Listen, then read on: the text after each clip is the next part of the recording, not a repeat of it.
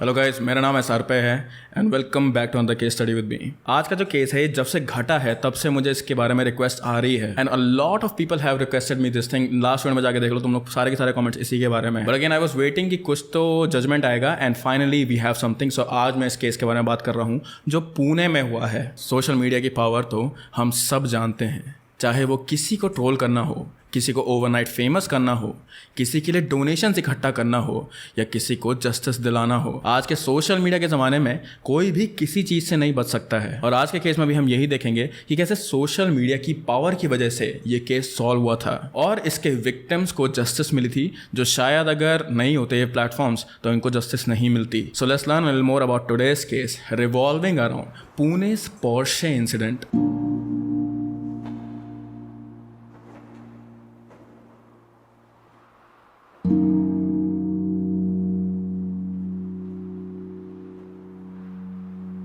अनीश अवध्या बरसिंगापुर मध्य प्रदेश का रहने वाला था। अनीश अपने घर का सबसे बड़ा बेटा था। He was sweet, actually very sweet. वो जितना इंसानों से प्यार करता था उतना ही एनिमल से भी वो प्यार करता था। वो हेल्पफुल नेचर का तो था ही, पर साथ ही साथ वो बहुत ज़्यादा स्मार्ट भी था। तो अपनी फैमिली की रिस्पॉन्सिबिलिटी उठाने से वो कभी भी पीछे नहीं हटा था। इनफैक्ट जब उसका एडमिशन पुणे के DY पाटिल इंजीनियरिंग कॉलेज में हुआ था तो वो बहुत खुश था, क्योंकि इंजीनियर बनने के बाद उसे पता था वो अपनी फैमिली को सपोर्ट कर पाएगा, अपने छोटे भाई के एजुकेशन को सपोर्ट कर पाएगा। इसीलिए अपने सपने और अपनी इंजीनियरिंग कंप्लीट करने के लिए वो पुणे शिफ्ट हुआ था। इंजीनियरिंग के साथ साथ अनीश को फोटोग्राफी, स्केचिंग और ट्रैवलिंग करने का भी काफ़ी शौक था। शुरुआत में जब वो पुणे में शिफ्ट हुआ था तो अपनी फैमिली को बहुत ज़्यादा मिस करता था, which I am pretty sure कि some of you guys can relate to it. पर उसे ये चीज़ पता थी, अंदर ही अंदर उसे ये चीज़ पता थी कि कभी ना कभी this sacrifice it will pay of. और 4 साल के हार्ड वर्क के बाद उसे एक अच्छी कंपनी में as a software engineer job भी मिल गई थी। और जॉब मिलने के बस कुछ ही महीनों बाद अनीश ने अपने छोटे भाई को अपने साथ पुणे में शिफ्ट करवा दिया। अनीश के पुणे में बहुत सारे दोस्त बन गए थे, काफ़ी अच्छे दोस्त बन गए थे उसके। इसीलिए उसे पुणे अच्छे लगने लगा था, क्योंकि जहाँ भी तुम्हारे दोस्त है, इट डज नॉट मैटर कि सिटी कौन सी है, जहाँ भी तुम्हारे दोस्त होंगे तुम्हें वो सिटी पसंद आएगी। इसीलिए उसका पुणे में जितना भी टाइम बीता था वो बहुत ज़्यादा अच्छा और खुशी भरा था। और उसके इतने सारे दोस्तों में से एक दोस्त थी अश्वनी कोष्ठा। अश्वनी कोष्ठा भी अनीश की तरह ही मध्य प्रदेश से थी, स्पेसिफिकली जबलपुर से। वो बचपन से ही एक ब्राइट स्टूडेंट थी, हमेशा अपने क्लास की टॉप रैंक्स में उसका नाम होता था। और अपने घर की सबसे छोटी बेटी होने की वजह से उसे बहुत ज़्यादा लाड प्यार भी करा गया था। तो वो भी अपनी इंजीनियरिंग के लिए शिफ्ट हुई थी।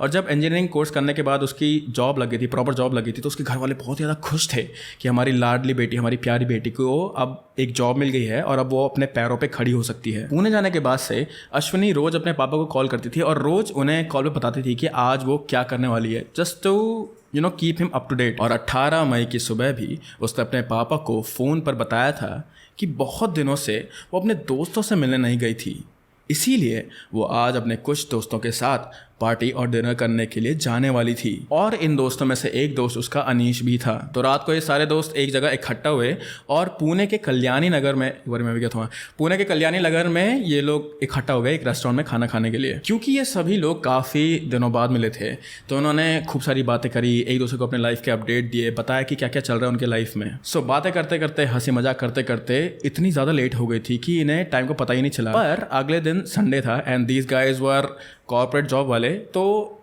दे डिड नॉट माइंड। अगले दिन संडे तो चलता है, कोई बात। So these guys they did not mind being late. पर अब रात के 2 बज चुके थे और सभी लोगों को अब ऐसा लगा कि ठीक है, अब हमें घर वापस जाना चाहिए। अनीश और अश्वनी एक बाइक पर थे और उनका दोस्त अकीब मुल्ला उनके पीछे अपनी बाइक पर था। अनीश और अश्वनी को घर जाने के लिए रोड पर यू टर्न लेना था। तो अनीश ने यू टर्न लेने से पहले देखा कि कहीं कोई व्हीकल तो नहीं आ रहा है मेरे पीछे, जस्ट टू बी सेफ क्योंकि उसके पीछे अश्विनी बैठी हुई थी। और गाड़ी चलाते हुए हमेशा जो ड्राइवर होता है ना, जो गाड़ी चला रहा होता है, उसे इस चीज़ का थोड़ा बहुत तो वो होता है अंदाज़ कि अब ये सिर्फ मेरी सेफ्टी की बात नहीं हो रही है, मेरे साथ जो बैठा है उसकी सेफ्टी की बात भी हो रही है। इसीलिए उसने पीछे मुड़कर देखा था कि कहीं कोई गाड़ी तो नहीं आ रही थी उस समय। तो पीछे देखने के बाद जब उससे सड़क खाली दिखी तो उसने यू टर्न लेना शुरू करा। लेकिन कुछ सेकंड्स में उसे ऐसा झटका लगने वाला था, वो भी एक ऐसे आदमी से जिसको शायद से दूसरे आदमियों की जान की कुछ परवाह ही नहीं थी, क्योंकि अनीश और अश्वनी की बाइक के पीछे एक पोर्शे कार बहुत तेज़ी से आ रही थी। एक सुपर कार जो कि 200 किलोमीटर पर आवर की स्पीड से उनके बाइक के नज़दीक आ रही थी। उस कार की स्पीड इतनी थी कि जब वो कार लोगों के बगल से गई तो उन्हें 2 सेकंड लगे ये रजिस्टर करने के लिए कि उन्होंने जो हवा का झोंका महसूस किया था वो किसी कार की वजह से था। जो आवाज़ उनके कानों में आई थी वो उस कार के इंजन की थी, जो इतनी तेज़ी से रोड पर चल रही थी कि विद इन सेकेंड्स उस कार के स्टीयरिंग व्हील के पीछे बैठे इंसान ने 2 लोगों की जान ले ली थी। तो ये पोर्शे कार बहुत ही ज़्यादा तेज़ी से आ रही थी एंड अनफॉर्चुनेटली ये टकराई एक बाइक से जिसमें अश्वनी और अनीश बैठे हुए थे। वो पोर्शे कार इतनी इंटेंसिटी से अनीश की बाइक से टकराई कि उस क्रैश के इम्पैक्ट से अश्वनी की बॉडी जो कि पीछे बैठी हुई थी ऑलमोस्ट 20 फीट हवा में उड़कर रोड पर गिरी और अनीश की बॉडी आगे पार्क की हुई कार से टकरा गई और दोनों की immediately unfortunately on the spot death हो गई। अनीश और अश्वनी जो कुछ सेकंड पहले ही अपने दोस्तों के साथ हंसी मजाक कर रहे थे, अपने लाइफ के अपडेट बता रहे थे, अब उन दोनों की डेड बॉडीज थी रोड पर और उनकी मौत का जिम्मेदार था सिर्फ एक इंसान और एक लापरवाही गाड़ी तेज चलाने की। और ये लापरवाही थी पोर्शे कार के स्टीयरिंग व्हील के पीछे बैठे हुए इंसान की।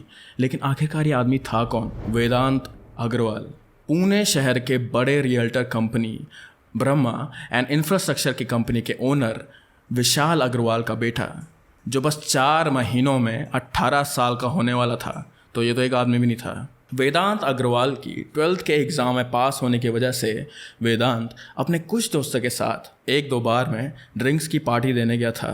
पहले वो कोजी बार में गया और फिर वो गया ब्लैक बार में। तो जैसे कि मैंने कहा कि बस 4 महीने में वो 18 साल का होने वाला था। So yes, he was under age and yes, Vedant के पेरेंट्स को, वेदांत के पापा को ये चीज़ पता थी कि वेदांत के पास तो एक सुपर कार है। किसने दिलाई उसे?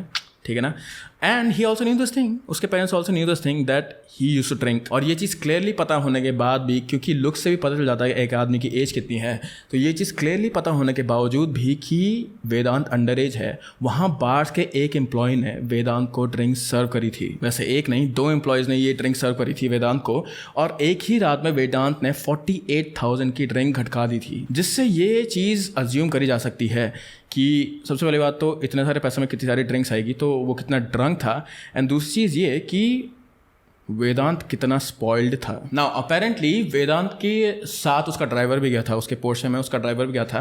पर जब घर जाने का टाइम आया वेदांत का 2 बजे के आसपास, जब घर जाने का टाइम आया उसका, तो उसने अपने ड्राइवर से फोर्सफुली कीज ले ली, ये बोल के कि मैं गाड़ी चलाऊंगा, और उसने अपने ड्राइवर को कहीं और भेज दिया। नाउ यहाँ पे थोड़ा सा गड़बड़ है क्योंकि वेदांत की साइड से ये रिपोर्ट आई थी कि उसके साथ कोई नहीं था, लेकिन बाद में बहुत सारा घपला हुआ था कि नहीं उसका ड्राइवर उसी के साथ था या फिर नहीं था। लेकिन अभी के लिए हम लोग वेदांत की पहले वाली स्टेटमेंट को ले लेते हैं कि उसके साथ कोई नहीं था, वेदांत अकेला ये गाड़ी चला रहा था।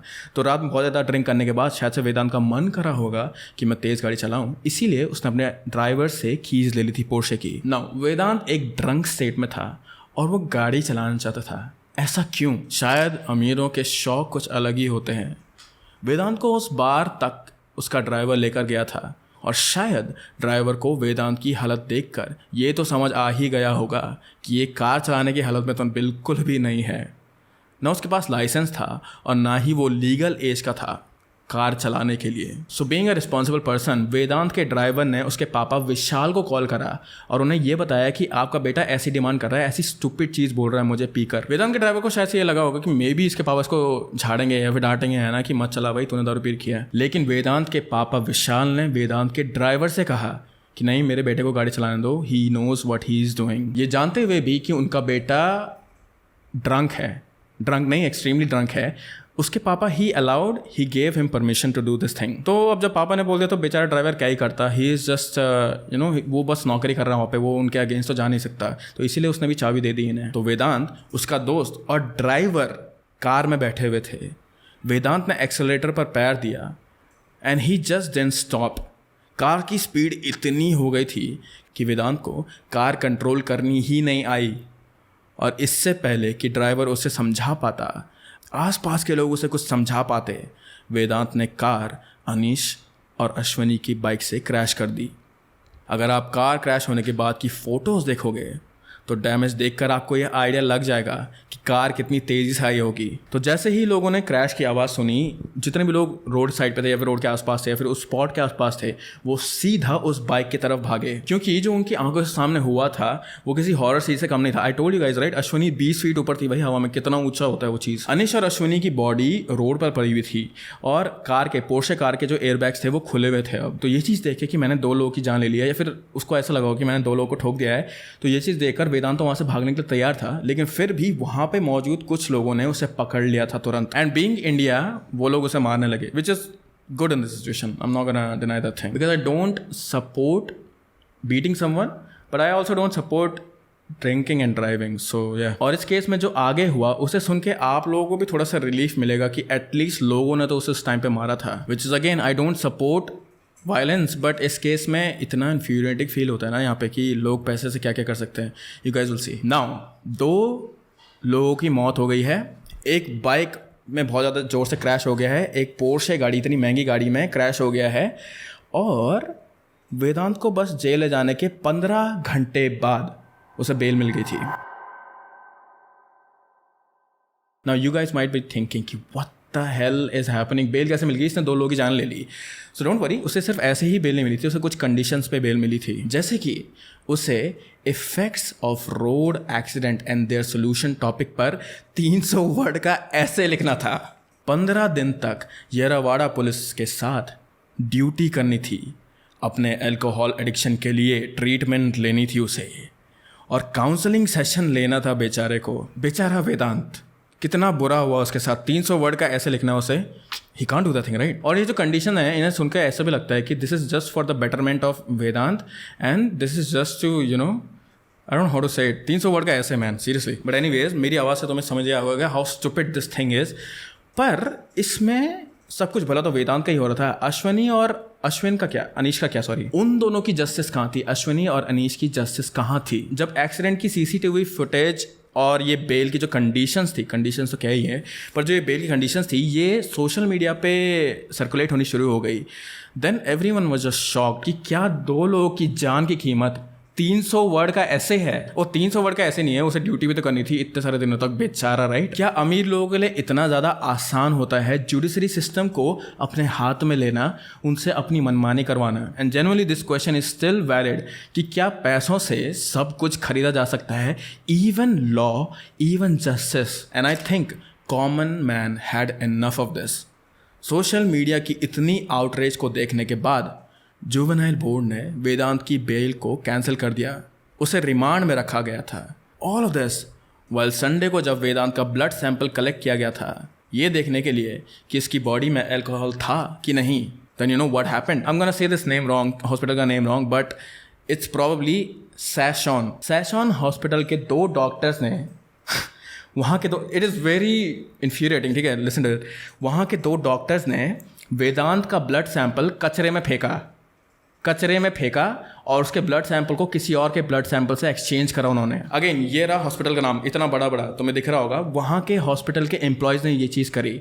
कैसे करी होगी उन्होंने? Just imagine, just like think about it. और अगर तुम लोग को समझ नहीं आती ये सब कुछ क्यों करा गया, ये सब कुछ करा गया ताकि वेदांत के ब्लड सैंपल में या फिर वेदांत के ब्लड सैंपल की रिपोर्ट में अल्कोहल ट्रेस ना हो जाए, क्योंकि इससे उसकी जो ये कार्यवाही थी वो और ज़्यादा लंबी होती और उससे ज़्यादा हार्ड पनिशमेंट मिलती। और अगेन ये सब उन्होंने क्यों करा? मनी एंड इन्फ्लुएंस की वजह से। इनफैक्ट जिस रात को वेदांत को पुलिस स्टेशन ले जाया गया था, उस रात को वहाँ के जो पुलिस ऑफिसर थे उन्होंने इस केस को ढंग से इन्वेस्टिगेट भी नहीं करा। और इतना ही नहीं, इंसिडेंट के 2 दिन बाद वेदांत की फैमिली ने पुलिस वालों से कहा कि गाड़ी तो वेदांत चला ही नहीं रहा था, गाड़ी तो ड्राइवर चला रहा था। और ये चीज़ तुम लोगों ने पहले कहीं ना कहीं तो सुनी होगी कि गाड़ी वो नहीं चला रहा था, कल्प्रिट नहीं चला रहा था, उसका ड्राइवर चला रहा था, ठीक है। इंडिया में ऐसा बहुत होता है। लेकिन क्या सच में गाड़ी ड्राइवर चला रहा था? इसका आंसर सीधा सीधा है नहीं, क्योंकि जो लोग वहाँ पे मौजूद थे, जो लोग एक्सीडेंट की जगह पे मौजूद थे, उन्होंने देखा था कि गाड़ी की ड्राइविंग सीट से कौन बाहर आया था। और उन्होंने ये चीज़ भी क्लियरली देखी थी कि वेदांत ही था ड्राइविंग व्हील के पीछे। एक्चुअली वेदांत के ग्रैंडफादर और फादर ने ड्राइवर को उनके बंगलों में बंद करके रखा था। उन्होंने उसका फ़ोन भी छीन लिया था और उसे ये कहा था कि तुम एक्सीडेंट का ब्लेम अपने ऊपर ले लो, बदले में तुम जितने पैसे मांगोगे उतने हम तुम्हें पैसे देंगे, और अगर ब्लेम नहीं लिया तो उसकी कीमत भुगतनी पड़ेगी तुम्हें। उस ड्राइवर को 2 दिन तक लॉक रखा गया था वहाँ, वो तो जब ड्राइवर अपने घर नहीं लौटा तो उनकी बीवी उसे ढूंढते हुए अग्रवाल के बंगलों में पहुंची और वहां से वो अपने पति को छुड़ाकर घर ले आई। आफ्टर विच वो दोनों पुलिस स्टेशन गए कंप्लेन लिखाने के लिए। Isn't this just so typical? I sound very angry, right? But this thing is so typical, okay? अमीर लोग अपना बोल रहा हूँ अपने वर्कर्स का या फिर जो मजबूर इंसान होता है, जो गरीब इंसान होता है ना, उसका किसी भी तरह से फ़ायदा उठा सकते हैं just to save themselves. And I also understand this thing कि जब बच्चा गलती करता है तो parents they try their best कि अपने बच्चे को समझाने की, उसकी गलती को ढंग से सुधारने की, लेकिन वो सारी गलतियाँ छोटी मोटी होती हैं या फिर हल्की फुल्की हाथापाई होती है। यहाँ 2 लोगों की जानें चली गई थी एंड वेदांत के पापा ये चीज़ कर रहे थे। वेदांत के पेरेंट अगर रिस्पॉन्सिबल होते, अगर वो अच्छे पेरेंट्स होते, जनरली हम सेइंग दिस थिंग, ठीक है, अगर वो लोग अच्छे पेरेंट्स होते तो वो पुलिस की इन्वेस्टिगेशन में उनकी हेल्प करते, अपने बेटे को उसके प्रॉपर पनिशमेंट दिलाते, ना कि उसे बचवाते। अब जब हम वेदांत के पेरेंट्स के बारे में बात कर रहे हैं तो let's get to know them better. Vedant के ग्रैंडफादर सुरेंद्र अग्रवाल, उनके ऊपर भी केस चल रहा है। And for what? अलेजेडली उन्होंने छोटा राजन को हायर किया था 2009 में शिवसेना के लीडर अजय भोसले का मर्डर कराने के लिए। वेदांत के फादर विशाल अग्रवाल पुलिस की हेल्प करने के बजाय पुलिस को डिसीव करने की हर कोशिश कर रहे थे। जब उसे पता चला कि पुलिस उसे अरेस्ट करने आ रही है, उन्होंने अपने एक कार गोवा भेजी और दूसरी कार मुंबई भेजी ताकि पुलिस कंफ्यूज हो जाए कि वो गया तो गया कहाँ, और अपने इस सील टाइट प्लान से वो पुलिस को डिस्ट्रैक्ट कर सके और अपने लिए इनफ टाइम बाय कर सके ताकि वो कहीं और निकल जाएं। और इन दोनों ड्राइवर को इधर उधर भेजने के बाद विशाल अग्रवाल, वेदांत के पापा, अपने एक दोस्त की गाड़ी में बैठकर भागने की तैयारी कर रहा था। लेकिन विशाल अग्रवाल को ये चीज़ नहीं पता थी कि उसके दोस्त की गाड़ी में ट्रैकिंग डिवाइस लगा हुआ है। ट्रैकिंग जीपीएस डिवाइस लगा था, I don't exactly know, but उसी की मदद से पुलिस ने उसे ढूंढ लिया था। अब पुलिस कस्टडी में है उस बार का ओनर और एम्प्लॉय जिन्होंने वेदांत को अंडर एज होने के बावजूद भी उसे ड्रिंक्स दी थी। विशाल अग्रवाल, जिसे पता था कि उनका बेटा अंडर एज्ड है और ड्रंक है, फिर भी उसे गाड़ी चलाने का मौका दिया उन्होंने। सुरेंद्र अग्रवाल, वेदांत के दादाजी, क्योंकि उन्होंने ड्राइवर को धमका के कहा था कि ब्लेम अपने ऊपर ले लो। जिन डॉक्टर्स ने वेदांत के ब्लड सैंपल को डस्टबिन में फेंका था वो दोनों सस्पेंड हो चुके हैं और उनसे भी पुलिस अभी पूछताछ कर रही है। और जिन पुलिस ऑफिसर्स ने शुरुआत में केस को ढंग से इन्वेस्टिगेट नहीं करा वो दोनों भी अब सस्पेंड हो चुके हैं। नाउ इस केस को अनफोल्ड होते हुए देख के एक चीज़ तो बहुत ज़्यादा क्लियरली समझ आती है, और किसी देश में नहीं, और किसी दुनिया में नहीं, और किसी पैरेलल यूनिवर्स में नहीं, पर इंडिया में पैसे से सब कुछ खरीदा जा सकता है। पुलिस को, डॉक्टर्स को, जुडिशरी सिस्टम को, लॉ को, सब कुछ खरीदा जा सकता है पैसे से। वेदांत की फैमिली ने अपने बेटे को बचाने के लिए सारी हदें पार कर दी, लेकिन एटलीस्ट उनके पास उनका बेटा तो है, उनका बेटा जिंदा तो है। अश्विनी और अनीश का क्या? उनके पेरेंट्स का क्या? उनका बेटा है और उनकी बेटी कहाँ है? क्या वेदांत को बचा के या फिर उसको दूसरे कंट्री में भेज के या फिर अपने आप को खुद भाग जाके क्या अनीश और अश्विनी अब वापस आ पाएंगे? एक्सीडेंट के एक दिन पहले ही अनीश ने अपनी मॉम को कॉल पे बताया था कि वो कुछ दिनों बाद घर आने वाला है। वो रिसेंटली दुबई जाकर आया था और वहाँ से उसने अपनी फैमिली के लिए चॉकलेट्स और खजूर खरीदे थे, जो कि वो बहुत ज़्यादा एक्साइटेड था अपनी मॉम को देने के लिए, उनका रिएक्शन देखने के लिए। इस आदमी की, इस अडल्ट की जान के बदले there is like these lives are equivalent to 300 word essay। Ashwini कुछ दिनों बाद ही अपने घर जाने वाली थी और अपने फादर के बर्थडे के दिन उन्हें सरप्राइज देने वाली थी।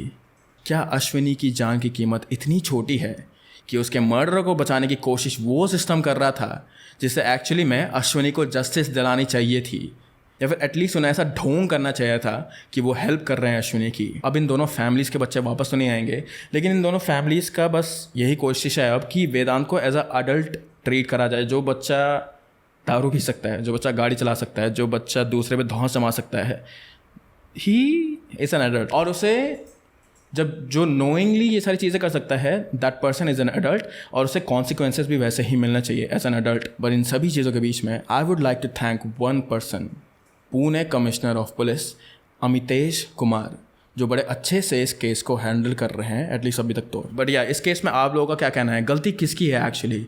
इज़ इट वेदांत की गलती है, विशाल की गलती है, पैसों की गलती है, या फिर अश्वनी और अनीश की गलती है जो कि वो बाइक में बैठे हुए थे और यू टर्न ले रहे थे? Generally I want to know कि आप लोग क्या सोचते हो इस केस के बारे में। बट सैडली अभी के लिए ये केस यहीं पे हॉल्ट पे है, and I won't really do my usual outro today because I am like really angry. ये चीज़ नॉर्मली होती नहीं है, I just try to be non bias about everything on this channel, but this case made me really angry, so I'm sorry about that thing. But yeah, I hope that you guys are happy, you guys are healthy. Please keep your loved ones very close to you guys, and I will see you next week. Bye bye.